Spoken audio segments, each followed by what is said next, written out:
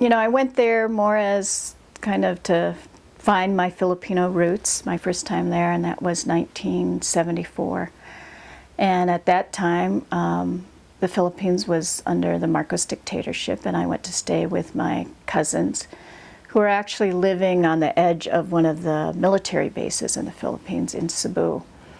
And, I noticed when I started talking about, what's happening here in the Philippines, nobody would really want to talk about it. And they'd say, let's not talk about it, or they'd, start whispering.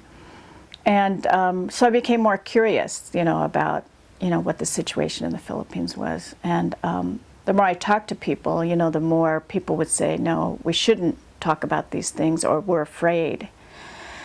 And so it just really more piqued my curiosity to find out more about the Philippines.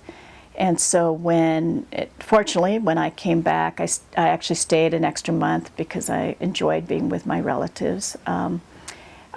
I stayed through August, and when I came back in September, and I was at the University of Washington, they were just forming the KDP Seattle chapter.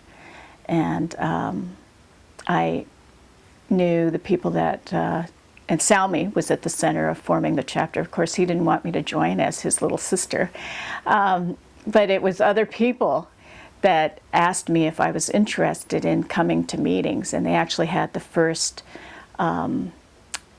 KDP retreat in terms of forming the chapter here at my mother's house in the backyard.